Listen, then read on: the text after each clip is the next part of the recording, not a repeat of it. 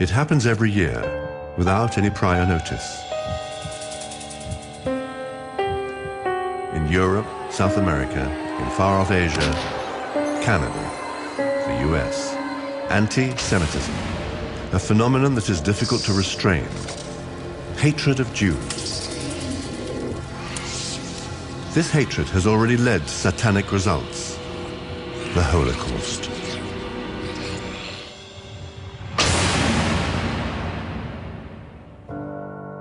Author and Nobel laureate Elie Wiesel.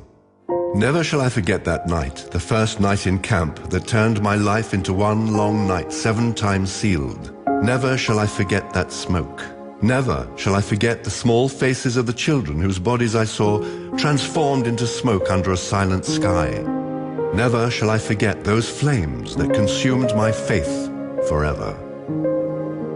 Peter Wiesel, Elie Wiesel's nephew, left Budapest because of anti-Semitism. I don't feel comfortable here. I think all of Europe has a very strong rise of anti-Semitism and anti-Zionism. The shoes that are here represent when they threw Jews into the Danube, tying barbed wire around them. Nowadays, they put pigs' heads here and pigs' feet into the shoes without fear of retribution. In Venezuela, there is scalding criticism of Jews. Growing manifestations of anti-Semitism are commonplace.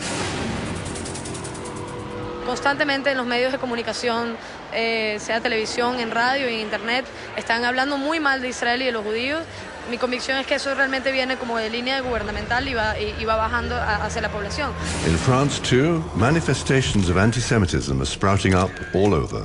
These are unacceptable. Et ce sont des gamins qui s'amusaient d'une manière très violente à lancer des cailloux, des pierres très grosses à la maison. Une autre de mes filles a été attaquée dans la rue, en bas de chez nous.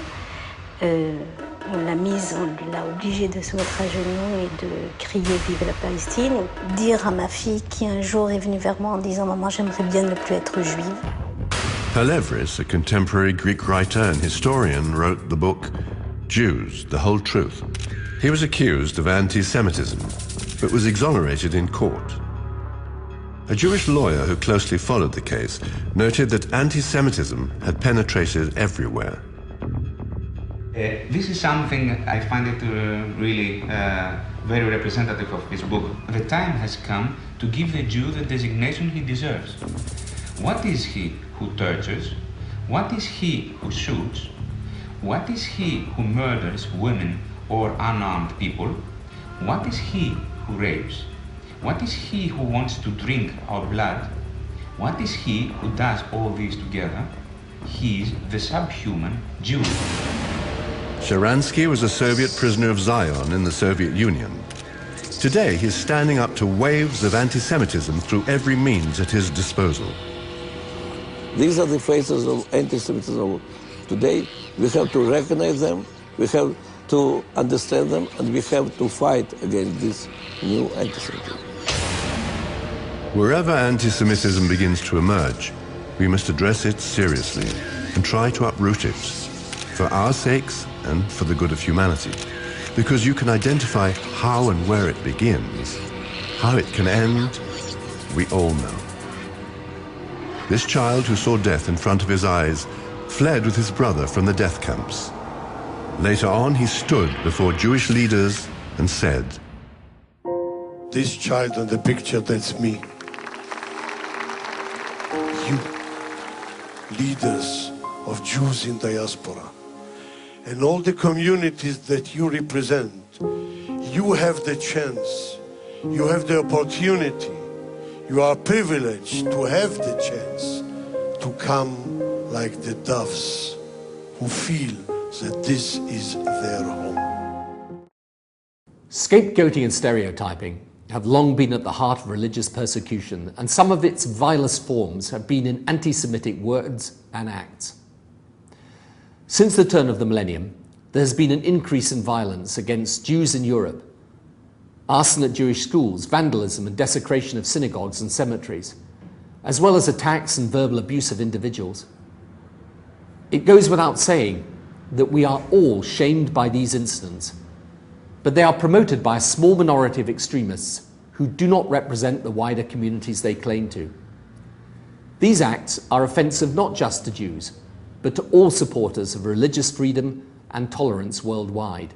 I condemn all instances of violence and discrimination against individuals and groups because of their faith or belief, wherever they occur and whatever the religion of the individual or group concerned.